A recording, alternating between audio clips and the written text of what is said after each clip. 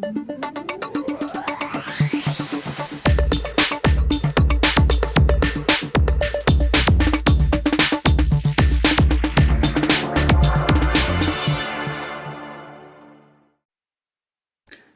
everyone, my name is Ravi and I'm a Senior Principal Engineer currently employed in Intel's Data Center and AI Group, and I'm joined by my colleague Harshad Sane, who's a Principal Software Engineer in the same group.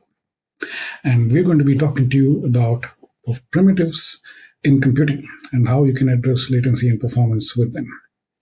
So now this is the agenda that we have today for you, with a quick introduction to what we mean when we say computing primitives. And we're going to walk through some real-world examples of how you do optimization for primitives, especially for improving latencies, and what you can do to take advantage of capabilities that are probably already there in the computing instances that you use today, but you are unlikely to be using it to the best extent possible. And Harshad will also walk through the methodology and resources that are available to utilize this without needing to figure out hardware specifics that I'm sure most software developers wouldn't really want to worry about. And we also leave you with some summary, future work and ideas on this space. So let's jump into it. So this is something that you're all very familiar with. This view is essentially what you see when you break an application down. And these are illustrative numbers, not measurements. So, for example, a Linux syscall can be less than 100 nanoseconds. So if you're doing a simple read or a null, it's like 90 nanoseconds or less, right? And also at the same time, in the hardware layer, it's generally very low in the nanoseconds. But you could have a PCIe communication, say for a GPU collective like already deals with large message, where you would have more than 10 microseconds. But in general, it is also well known that there is a negative correlation between the time it takes, or the latency for a particular operation, and the frequency of occurrence or periodicity, how often something has to be done. But the thing that isn't very well known, really, is that there are options to accelerate these primitives that are not very well known or understood, and we see very rarely examples of companies and people taking advantage of those things. Just to illustrate this point, in this scenario, you're looking at a situation where there's 10 million CPU instructions that are executed to process what started out as 10 API requests. And that can actually be reduced by 2x if you use a SIMD instruction on a CPU, or maybe even 10x or higher if it's GPU instructions that you can offload it to. And we'll give you some examples of how that works. So, in general, most developers by design, they focus on the top layers, right? You're all releasing probably multiple times a day. But I'm guessing that if you look at your operating system and the libraries that are contained in there, they're probably years old. Other than security patches, you're probably running software that was designed for obsolete hardware. Now, this doesn't mean that you need to learn hardware, but you should be aware of the optimization opportunities that allow you to reduce the number of instructions required, which in turn has a cascading effect on performance throughout the stack. And all of this also has a huge impact on cost as well, which we all care about. So we talked about primitives. Now, primitives basically allow you to map what the software does to what the underlying compute is potentially capable of. That's really the benefit here, right?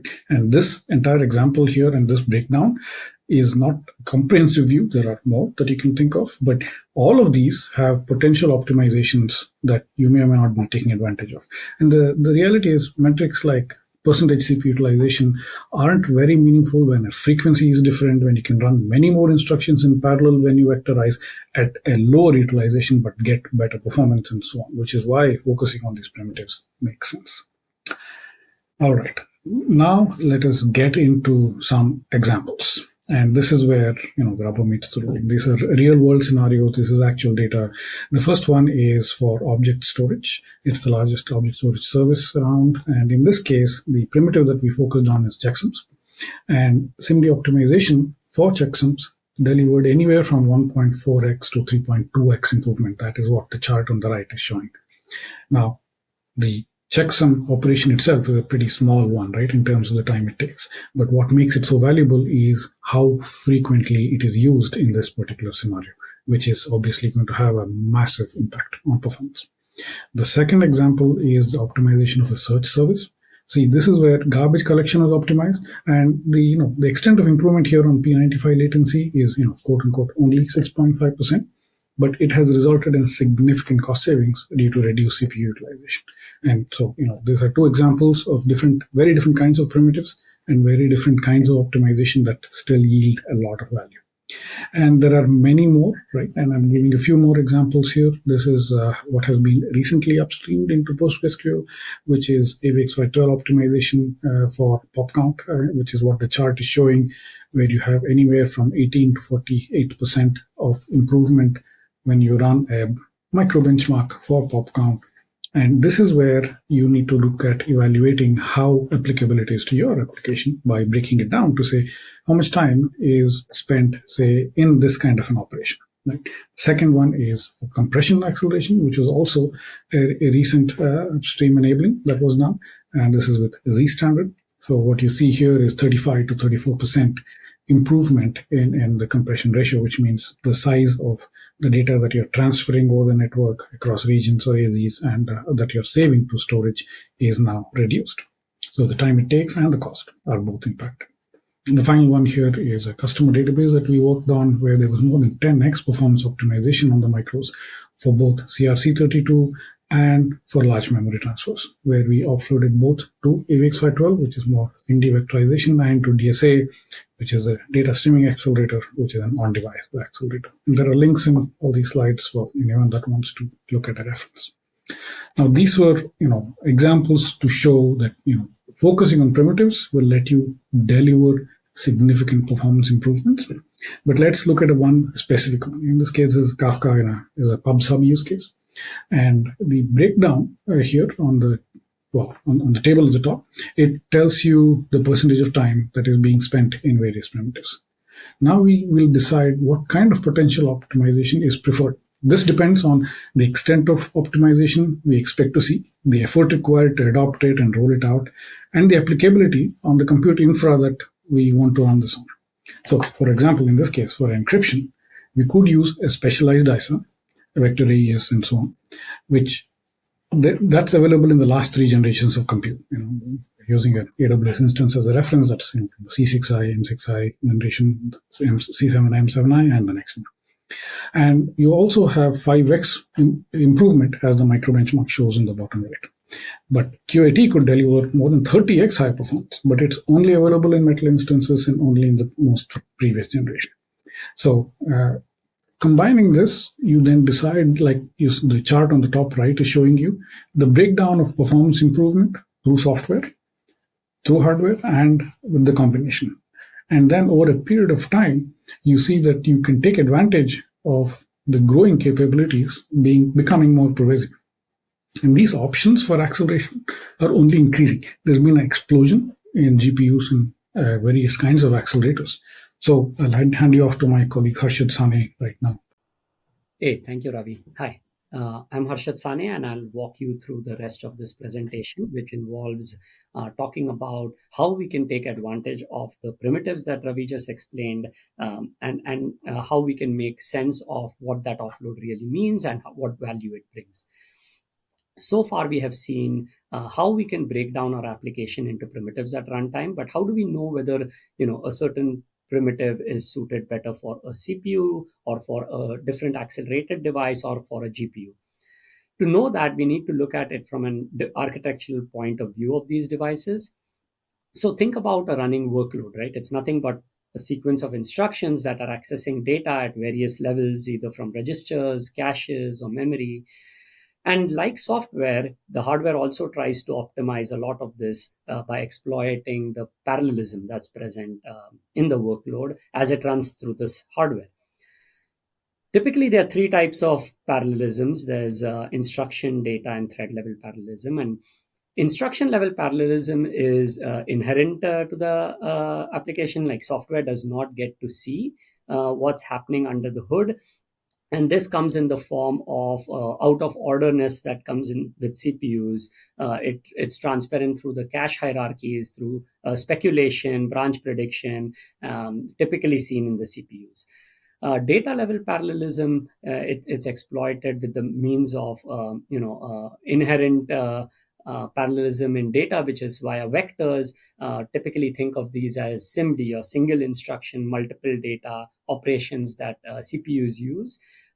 And if you think about how GPUs exploit this parallelism, it's typically through a SIMT, or single instructions, multiple thread, because they can spawn a lot of threads running the similar kind of kernels. And similarly, we have thread level parallelism. So if we look at how these devices operate, a lot of front end intensive, and by meaning, if we take the example of the table here for data services workloads, things that are doing query optimizations, that have a lot of dependencies, branching patterns that are typically dependent on compiler optimizations, you're going to see them fall into the bucket of CPUs. Whereas the backend operations, which are working on a large set of data, they are typically independent. They can spawn a lot of threads, exploit the data parallelism, are going to be very, very conducive to GPU kind of operations. And then there are also specialized operations that can take place. For example, what we have shown here is the use of AVX 512 in compression and encryption kind of operations. And also on accelerators such as Q80. You can find links below, but these are specialized ISAs that have been developed to do those operations for encryption compression specifically. Okay, so now that we have seen the different kind of operations and primitives and what their affinity may look like, let's try to see whether actually offloading such operations brings value or not, because that's a secondary question, and we need to think about what's going on in the system, and whether every time making such an offload is going to pay dividend or not. So let's look at it from a point of view of an offline modeling perspective. This you can see a link down here. It comes from a tool called Intel Advisor, and it has got a model where you can actually determine the value of offload. So I'm going to use its example as you can see on the screen. Imagine that we have identified a couple of these primitives, right? One of the primitive is in region X, another in region Y. And as it is executing on the CPU, we decide, looks like I can estimate, maybe using Amdahl's law or some better estimates, that region X can be offloaded to a device and region Y so as well. And this is the speed up I can get in the orange color, as you can see. And below in the purple color, you can see that because you're offloading this, you also have to set up the device, you have to do kernel transitions. There is a cost and overhead of running on the device, right? There may be back and forth data transfer between the CPU and the device. That is shown as the overhead in purple. So overall, you're going to have consider the speed up as well as the overhead and how many times you actually run this. So if you remember when Ravi was talking about primitives, he was also talking about these latencies. So these will actually also have to be considered over here. So X region can be seen after offload to actually do well and seems to be profitable to accelerate, versus Y region being small, the value of offload is not there. So we have to consider the value bit of the offload versus the acceleration potential and its compromise to determine at runtime. Now that we have described the what, let's try to describe the how. We have shown that we can break a workload down into primitives, estimate the value of offload and its latencies, but we haven't kind of talked about how do we identify these primitives and how do we identify the costs associated with them. So if we take a step back, we can see that we define a methodology of doing this. And we recommend the use of continuous profiling at different levels. These levels were also identified, as Ravi was showing, all the way from the kernel to the application. So we need to be able to use observability at all these levels. So let's take some examples. Being able to use flame graphs at an application level allows us to look at user level data, identify functions all the way from the root to from the call stacks up to the user leaf level, and identify the costs associated with those. By actually looking at the function names, we can regex them and themselves be able to identify, hey, this belongs to a compression library or encryption. And with the help of that, we can identify the primitives and determine if they are good for offload. With the help of hardware and operating system metrics, For example, metrics such as CPI or cycles per instructions in the hardware, we are able to estimate how well that primitive is performing and if the offload will bring us value or not. With the help of operating system primitives, we can also determine how much time is being spent on the kernel. If there are a lot of interrupts or page faults, these kind of operations will also let us know whether the cost of offload is going to be worth it or not. Okay, so all in all, let's break down the summary. We have been able to break down application profiles into primitives, understand the practices that we can use, and then we can apply them in your infrastructure to make bring good value of it. We can implement this methodology that we just described to bring optimizations, whether it's to CPUs or other devices such as GPUs. And we want to make sure we do all of this at runtime and not on benchmarks that don't really bring the same kind of profiles that your real workload does.